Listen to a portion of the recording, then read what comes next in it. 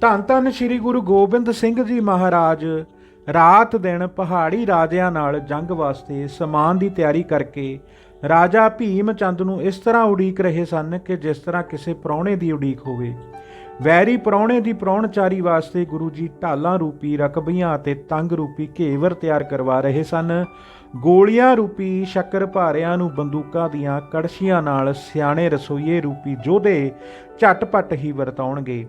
ਵੱਡੇ ਖਪਰੇ ਤੀਰਾਂ ਦੇ ਜਲੇਬ ਬਣ ਰਹੇ ਹਨ। ਵੈਰੀ ਪ੍ਰਾਹੁਣਿਆਂ ਨੂੰ ਇਸ ਭੋਜਨ ਨਾਲ ਤ੍ਰਿਪਤ ਕਰਨ ਵਾਸਤੇ ਗੁਰੂ ਜੀ ਬਹੁਤ ਉਤਾਵਲੇ ਹੋ ਰਹੇ ਹਨ। ਚਿੱਠੀ ਗਈ ਨੂੰ 5 ਦਿਨ ਬੀਤ ਗਏ, ਪਰ ਜਦੋਂ ਕੋਈ ਵੈਰੀ ਨਾ ਆਇਆ ਤਾਂ ਸਤਿਗੁਰੂ ਜੀ ਨੇ ਹਾਥੀ ਘੋੜਿਆਂ ਉੱਤੇ ਸਵਾਰ ਹੋ ਪੈਦਲ ਸੈਨਾ ਨਾਲ ਰਣਜੀਤ ਨਗਾਰਾ ਵਜਾਉਂਦੇ ਹੋਏ ਸ਼ਿਕਾਰ ਕਰਨ ਵਾਸਤੇ ਪਹਾੜੀ ਜੰਗਲ ਵਿੱਚ ਜਾ ਕੇ ਤੋਪਾਂ ਤੇ ਬੰਦੂਕਾਂ ਦੀ ਗੂੰਜ ਇਸ ਤਰ੍ਹਾਂ ਪਾ ਦਿੱਤੀ ਜਿਵੇਂ ਜੰਗ ਮੱਚਿਆ ਹੁੰਦਾ ਹੈ। ਕਿਸੇ ਰੋਕ ਟੋਕ ਤੋਂ ਬਿਨਾਂ ਗੁਰੂ ਜੀ ਸਾਰਾ ਦਿਨ ਸ਼ਿਕਾਰ ਖੇਡ ਕੇ ਸੰਧਿਆ ਸਮੇਂ ਧੌਂਸਾ ਧੁਕਾਰਦੇ ਹੋਏ ਵਾਪਸ ਆ ਗਏ।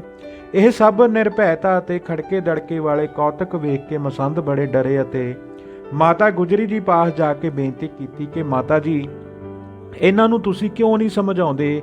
ਬੇਅਰਥ ਵੈਰ ਵਿਹਾਜਦੇ ਹਨ। ਇਹਨਾਂ ਨੇ ਜੰਗ ਵੇਖਿਆ ਨਹੀਂ। ਜਦੋਂ ਇਹ ਗਲ ਪੈ ਜਾਵੇ ਫਿਰ ਇਸ ਤੋਂ ਬਚਣਾ ਮੁਸ਼ਕਲ ਹੋ ਜਾਂਦਾ ਹੈ। ਇਹਨਾਂ ਨੇ ਰਾਜਾ ਭੀਮ ਚੰਦ ਦੇ ਆਦਮੀਆਂ ਦੀ ਬੜੀ ਬੇਇੱਜ਼ਤੀ ਕੀਤੀ ਹੈ। ਜੇ ਇਸ ਨਰਾਦਰੀ ਦਾ ਬਦਲਾ ਲੈਣ ਵਾਸਤੇ ਸਾਰੇ ਰਾਜੇ ਇਕੱਠੇ ਹੋ ਕੇ ਚੜ੍ਹ ਪੈਣਗੇ ਤਾਂ ਯੁੱਧ ਮੱਚ ਪਵੇਗਾ। ਇਹ ਰੋਜ਼ ਹੀ ਮਾਰਾ ਬਕਾਰਾ ਕਰਦੇ ਰਹਿੰਦੇ ਹਨ। ਅਸੀਂ ਦਿੱਲੀ ਲੁੱਟ ਲੈਣੀ ਹੈ, ਲਾਹੌਰ ਮੱਲ ਕੇ ਫਿਰ ਅਸਾਂ ਮੁਲਤਾਨ ਮੱਲ ਲੈਣਾ ਹੈ, ਪਸ਼ੌਰ ਉੱਤੇ ਚੜ੍ਹਾਈ ਕਰਕੇ ਮੈਦਾਨ ਕਰ ਦੇਣਾ ਹੈ, ਸਾਰੇ ਪੰਜਾਬ ਨੂੰ ਸਾਂਭ ਕੇ ਫਿਰ ਅਸਾਂ ਪਹਾੜੀਆਂ ਨੂੰ ਮਾਰਨਾ ਹੈ। ਮਾਤਾ ਜੀ, ਇਹੋ ਜਿਹੇ ਬਚਨਾਂ ਨੂੰ ਸੁਣ ਕੇ ਸਾਰੇ ਦੇਸ਼ ਹੀ ਵੈਰੀ ਬਣ ਜਾਣਗੇ, ਸਾਡਾ ਵਸਣਾ ਮੁਸ਼ਕਲ ਹੋ ਜਾਵੇਗਾ। ਮਾਤਾ ਜੀ ਨੇ ਉੱਤਰ ਦਿੱਤਾ ਕਿ ਮੈਂ ਬਹੁਤ ਸਮਝਾ ਚੁੱਕੀ ਹਾਂ, ਪਰ ਇਹ ਆਪਣੀ ਗੱਲ ਤੋਂ ਟਲਦੇ ਨਹੀਂ ਹਨ। ਉਪਰੰਤ ਇੱਕ ਦਿਨ ਸਮਾਂ ਪਾ ਕੇ ਮਾਤਾ ਜੀ ਨੇ ਫਿਰ ਆਖਿਆ, ਪੁੱਤਰ ਜੀ, ਇੱਕ ਪਾਸੇ ਸਾਡਾ ਔਰੰਗਜ਼ੇਬ ਵੱਡਾ ਦੋਖੀ ਹੈ ਜਿਸ ਨੇ ਤੁਹਾਡੇ ਪਿਤਾ ਜੀ ਨੂੰ ਸ਼ਹੀਦ ਕਰ ਦਿੱਤਾ ਹੈ। ਦੂਜੇ ਪਾਸੇ ਪਹਾੜੀ ਰਾਜਿਆਂ ਨਾਲ ਤੁਸੀਂ ਅਣਬਣ ਕਰ ਰਹੇ ਹੋ। ਇਹ ਠੀਕ ਨਹੀਂ ਹੈ। ਆਪਣੇ ਨਗਰ ਵਿੱਚ ਸੁੱਖ ਨਾਲ ਵਸੋ, ਕਿਸੇ ਨਾਲ ਵਿਗਾੜ ਨਾ ਕਰੋ। ਮਾਤਾ ਜੀ ਦੇ ਬਚਨ ਸੁਣ ਕੇ ਸਤਿਗੁਰੂ ਜੀ ਨੇ ਫਰਮਾਇਆ, ਮਾਤਾ ਜੀ, ਤੁਸੀਂ ਚਿੰਤਾ ਨਾ ਕਰੋ, ਸਾਨੂੰ ਤਾਂ ਇੱਕ ਅਕਾਲ ਪੁਰਖ ਦਾ ਭਰੋਸਾ ਹੈ। ਇਹ ਪਹਾੜੀਏ ਤੇ ਦਿੱਲੀ ਵਾਲੇ ਵਿਚਾਰੇ ਕੌਣ ਹਨ? ਅਸਾਂ ਇਹਨਾਂ ਦੀਆਂ ਜੜ੍ਹਾਂ ਪੁੱਟ ਦੇਣੀਆਂ ਹਨ। ਭੀਮ ਚੰਦ ਅਭਿਮਾਨੀ ਹੈ, ਉਹ ਸਾਨੂੰ ਡਰ ਪਾ ਕੇ ਹਾਥੀ ਲੈਣਾ ਚਾਹੁੰਦਾ ਹੈ। ਅਸੀਂ ਛਤਰੀ ਹਾਂ, ਕਿਸੇ ਤੋਂ ਡਰਨਾ ਸਾਡਾ ਕੰਮ ਨਹੀਂ ਹੈ। ਜੰਗ ਤੋਂ ਡਰਨਾ ਕਾਇਰਾਂ ਦਾ ਕੰਮ ਹੁੰਦਾ ਹੈ। ਯੋਧਾ ਸਦਾ ਯੁੱਧ ਨੂੰ ਹੀ ਚਾਹੁੰਦਾ ਹੈ। ਪਹਾੜੀਏ ਝੂਠੇ ਤੇ ਕਾਇਰ ਹਨ। ਤੇ ਉਧਰ ਭੀਮ ਚੰਦ ਆਪਣੇ ਲੜਕੇ ਦੀ ਸ਼ਾਦੀ ਵਿੱਚ ਲੱਗਾ ਹੋਇਆ ਵਿਆਹ ਦੀ ਤਿਆਰੀ ਕਰ ਰਿਹਾ ਹੈ। ਇਹ ਖਬਰ ਸਾਰੇ ਹੀ ਪਹਾੜੀ ਰਾਜਿਆਂ ਵਿੱਚ ਫੈਲ ਗਈ ਕਿ ਗੁਰੂ ਜੀ ਅਤੇ ਭੀਮ ਚੰਦ ਦਾ ਆਪਸ ਵਿੱਚ ਵਿਰੋਧ ਵੱਧ ਗਿਆ ਹੈ। ਨਾਨ ਦੇ ਰਾਜਾ ਮੇਦਨੀ ਪ੍ਰਕਾਸ਼ ਨੇ ਵੀ ਜਦ ਸੁਣਿਆ ਕਿ ਗੁਰੂ ਜੀ ਬੜੇ ਸੂਰਮੇ ਤੇ ਸ਼ਸਤਰ ਅਭਿਆਸੀ ਹਨ, ਅਨੰਦਪੁਰ ਉਹਨਾਂ ਪਾਸ ਸਿੱਖ ਸੰਗਤਾਂ ਦਰਸ਼ਨ ਪਰਸਨ ਵਾਸਤੇ ਆਣ ਕੇ ਬਹੁਮੁੱਲੀਆਂ ਭੇਟਾਂ ਅਰਪਣ ਕਰਦੀਆਂ ਹਨ। ਉਹਨਾਂ ਨੇ ਇੱਕ ਤਕੜੀ ਸੈਨਾ ਵੀ ਰੱਖੀ ਹੋਈ ਹੈ। ਜੰਗ ਦੇ ਬੜੇ ਯੋਧੇ ਹਨ ਅਤੇ ਕਰਾਮਾਤ ਵਿੱਚ ਵੀ ਪੂਰਨ ਹਨ। ਇਤਿਹਾਸਕ ਗੁਣ ਸੁਣ ਕੇ ਰਾਜਾ ਮੇਦਨੀ ਪ੍ਰਕਾਸ਼ ਮਨ ਵਿੱਚ ਬੜਾ ਖੁਸ਼ ਹੋਇਆ। ਰਾਜੇ ਨੇ ਵਿਚਾਰਿਆ ਕਿ ਜੇ ਸਤਿਗੁਰੂ ਜੀ ਨਾਲ ਮੇਰਾ ਮਿਲਾਪ ਹੋ ਜਾਵੇ ਤਾਂ ਮੇਰੇ ਸਾਰੇ ਕੰਮ ਠੀਕ ਹੋ ਜਾਣਗੇ।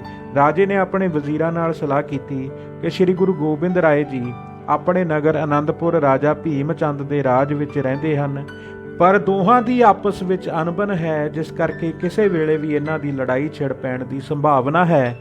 ਅਸੀਂ ਉਹਨਾਂ ਨੂੰ ਬੇਨਤੀ ਕਰਕੇ ਆਪਣੇ ਰਾਜ ਵਿੱਚ ਲੈ ਆਈਏ ਤਾਂ ਬਹੁਤ ਚੰਗਾ ਹੋਵੇਗਾ। ਇਹ ਸਲਾਹ ਕਰਕੇ ਰਾਜਾ ਨਾਨ ਨੇ ਆਪਣੇ ਇੱਕ ਵਜ਼ੀਰ ਨੂੰ ਗੁਰੂ ਜੀ ਪਾਸ ਭੇਜ ਕੇ ਬੇਨਤੀ ਕੀਤੀ ਕਿ ਮੇਰੇ ਰਾਜ ਦਾ ਪਹਾੜੀ ਇਲਾਕਾ ਅਤੇ ਜਮਨਾ ਦਾ ਕਿਨਾਰਾ ਬੜਾ ਸੁੰਦਰ ਤੇ ਰਮਣੀਕ ਹੈ।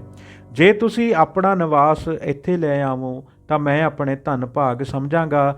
ਜਦ ਸਤਿਗੁਰੂ ਜੀ ਨੇ ਇਹ ਚਿੱਠੀ ਪੜ੍ਹ ਕੇ ਦੀਵਾਨ ਆਨੰਦ ਚੰਦ ਅਤੇ ਸੰਗੋ ਸ਼ਾਹ ਅਤੇ ਮਾਮਾ ਕਿਰਪਾਲ ਨਾਲ ਸਲਾਹ ਕੀਤੀ ਤਾਂ ਸਭ ਨੇ ਰਾਜੇ ਦੀ ਬੇਨਤੀ ਪ੍ਰਵਾਨ ਕਰ ਲੈਣ ਵਾਸਤੇ ਕਿਹਾ ਅਤੇ ਮਾਤਾ ਜੀ ਪਾਸੋਂ ਇਸ ਦੀ ਪ੍ਰੋੜਤਾ ਕਰਾ ਦਿੱਤੀ। ਮਾਤਾ ਜੀ ਨੇ ਕਿਹਾ, ਸੁਣ ਬੇਟਾ, ਮਾਤਾ ਦਾ ਕਹਿਣਾ ਤਾਂ ਪਹਿਲੇ ਅਵਤਾਰਾਂ ਨੇ ਵੀ ਨਹੀਂ ਸੀ ਮੋੜਿਆ, ਜਿਵੇਂ ਸ਼੍ਰੀ ਭਗਵਾਨ ਰਾਮਚੰਦ ਨੇ ਅਤੇ ਫਿਰ ਕ੍ਰਿਸ਼ਨ ਭਗਵਾਨ ਨੇ ਵੀ ਆਪਣੀਆਂ ਮਾਤਾਵਾਂ ਦੀ ਆਗਿਆ ਨਹੀਂ ਸੀ ਮੋੜੀ। ਤੇ ਮੈਂ ਤੁਸੀਂ ਵੀ ਮੇਰਾ ਆਖਾ ਮੰਨ ਕੇ ਉਸ ਨਾਨ ਦੇਸ਼ ਨੂੰ ਚਲੋ ਭਾਗ ਲਾਓ। ਸਤਿਗੁਰੂ ਜੀ ਨੇ ਮਾਤਾ ਜੀ ਦੇ ਬਚਨ ਸੁਣ ਕੇ ਉੱਤਰ ਦਿੱਤਾ, ਮਾਤਾ ਜੀ, ਮੈਂ ਤੁਹਾਡਾ ਆਖਾ ਮੋੜਨਾ ਨਹੀਂ ਚਾਹੁੰਦਾ। ਮੈਨੂੰ ਅਕਾਲ ਪੁਰਖ ਨੇ ਭਿਆਨਕ ਯੁੱਧ ਕਰਨ ਵਾਸਤੇ ਭੇਜਿਆ ਹੈ। ਦੁਸ਼ਮਣਾਂ ਦੇ ਸਮੂਹ ਦਾ ਨਾਸ਼ ਕਰਕੇ ਇਹਨਾਂ ਨੂੰ ਦੰਡ ਦਿਆਂਗਾ। ਸਾਧ ਪੁਣੇ ਨੂੰ ਕੋਈ ਨਹੀਂ ਮੰਨਦਾ, ਪਰ ਪੁਰਸ਼ਾਰਥ ਨੂੰ ਹੀ ਜਗਤ ਮੰਨਦਾ ਹੈ।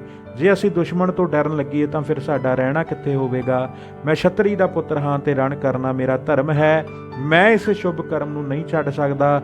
ਹੁਣ ਤੁਹਾਡਾ ਬਚਨ ਮੰਨ ਕੇ ਮੈਂ ਕੱਲ ਸਵੇਰੇ ਹੀ ਰਾਜੇ ਨਾਨ ਦੇ ਦੇਸ਼ ਨੂੰ ਚੱਲ ਪਵਾਂਗਾ। ਸਤਿਗੁਰ ਜੀ ਦਾ ਇਹ ਬਚਨ ਸੁਣ ਕੇ ਸਾਰਿਆਂ ਨੂੰ ਖੁਸ਼ੀ ਹੋ ਗਈ।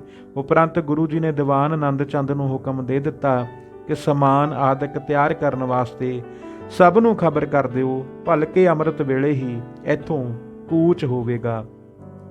ਬਾਕੀ ਭਾਗ ਲਈ ਅਗਲੀ ਵੀਡੀਓ ਦਾ ਇੰਤਜ਼ਾਰ ਕਰਿਓ। ਧੰਨ ਧੰਨ ਸ਼੍ਰੀ ਗੁਰੂ ਗੋਬਿੰਦ ਸਿੰਘ ਜੀ ਮਹਾਰਾਜ। ਵਾਹਿਗੁਰੂ ਜੀ ਕਾ ਖਾਲਸਾ, ਵਾਹਿਗੁਰੂ ਜੀ ਕੀ ਫਤਿਹ।